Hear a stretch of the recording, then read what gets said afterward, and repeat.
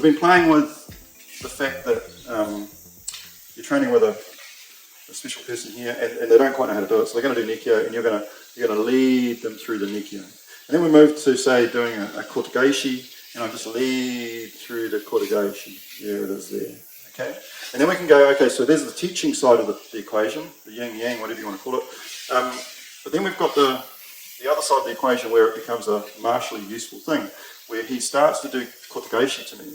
Rather than me going, that hurts, it's not nice, I lead that Kotegaeshi until I can find something else, and then I can take control of the situation, whatever with the technique. I don't even know if there's a classic example that comes out of it. So we're here, it's too late now. Now, so the next thing about this stuff is a lot of Aikido is about control of the elbow, right? I can stop this just by touching his elbow, do Kotegaeshi. It makes it very hard to do.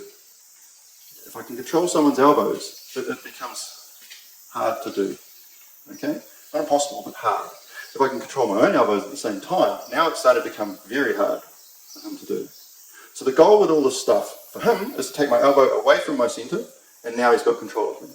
The goal for me is to bring my elbow to my centre. Now I've got control of him. Especially if I can find his elbow now, I've taken it outside the line of his knee. I've taken it outside the line of his knee. So now when I push his elbow down, I can take the whole structure with me. Okay? So if we start up here, again, it's more obvious. This elbow space is the same for both of us, therefore we're even.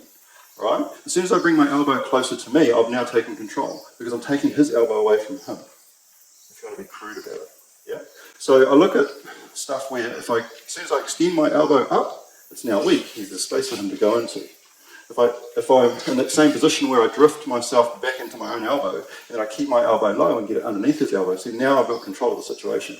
And then I can start to take control by taking his elbow somewhere and then doing something. You know, the doing doesn't really matter because once I've got. So, we look at it and go, it's probably a nice place to start here. I get into a habit of doing this a lot because I love it. And it makes so much sense to me. Our elbows are even. Cool. So what I want to do is step myself, get underneath my own elbow so I can take control of his. I want to try and drift his elbow away from him. We can then go into what Duncan was teaching earlier. If I give him his elbow back, he can take control again. Right? But then if I catch up to his elbow, I can do stuff that really hurts. Right? So we'll start here and we'll think about bringing myself underneath my own elbow. Yeah? And then I can start to attack his elbow. I went over the top, I've gone too high now, so he's going to get a sweep back, so I bring it back to me again. And now I've got control of his elbow, and my elbow, I've got control of mine as well. And then you can do stuff. It's painful, right? So yeah, have a play. Think about being strong and then getting underneath your own elbow.